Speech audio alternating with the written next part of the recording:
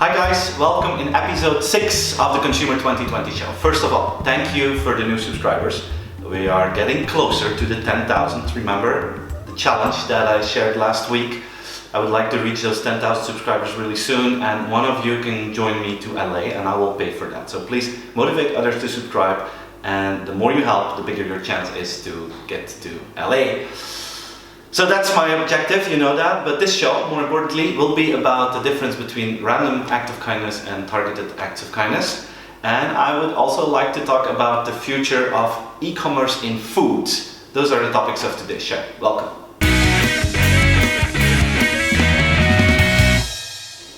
Alright, random acts of kindness. It is a word that I really like. And the first time that I heard of it was in Tony Hsieh's book. You know, Tony Hsieh, the CEO of Zappos, he wrote this wonderful book, Delivering Happiness.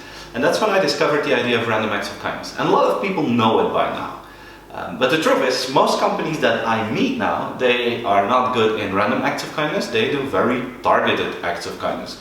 And they are more willing to give something to someone who has a high follower base online, who has a lot of media attention, who is very popular.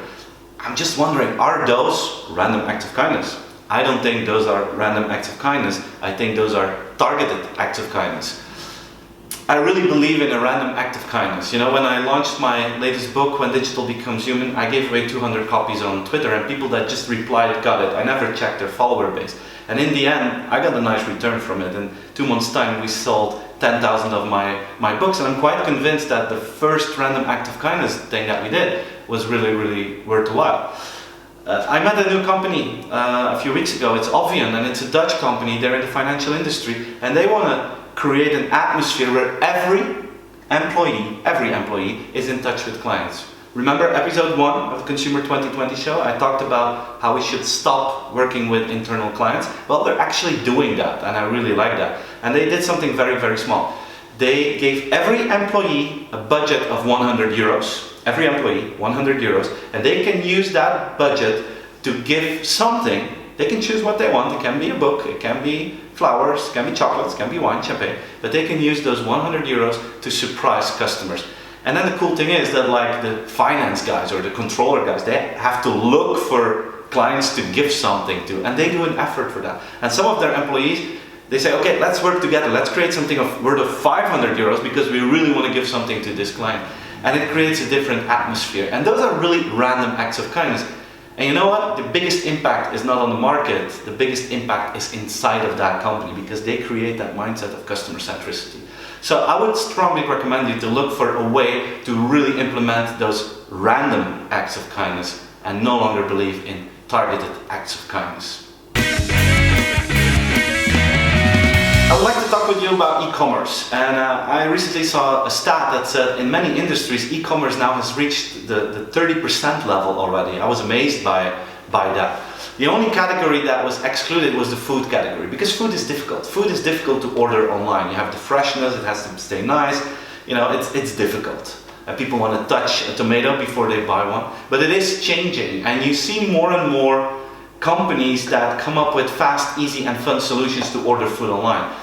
Amazon is one. They have Amazon Dash, you know, with this steak, I call it a steak that they make. You can scan stuff in your house, and then they deliver the food and the products in your home. They make shopping online very fast, easy and fun, like in the Angry Birds video that I made earlier.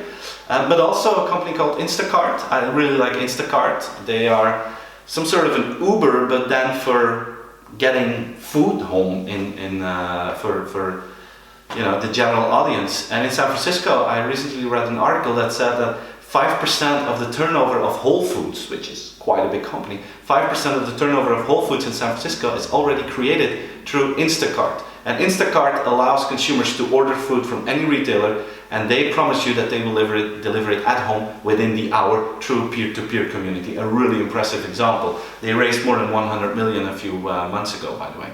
And then you have HelloFresh. I think HelloFresh is a European example that is really increasing its popularity quite fast now. And HelloFresh is a very simple concept. You order a box of vegetables. You can choose with or without meat or fish.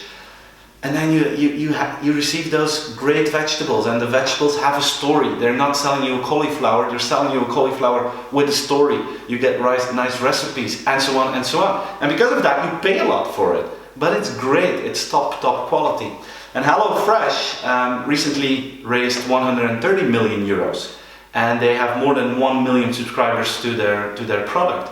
And that's 2015, you know? So e-commerce is becoming big, food is lagging behind, but I'm quite sure a few years from now, the biggest growth industry may be the food online industry, and especially those new concepts that make it so easy for you to order your food, and that you even have higher quality than when you buy it in the store. People are willing to pay for that, and people will do that. So I think in the next few years we'll see a big increase in that.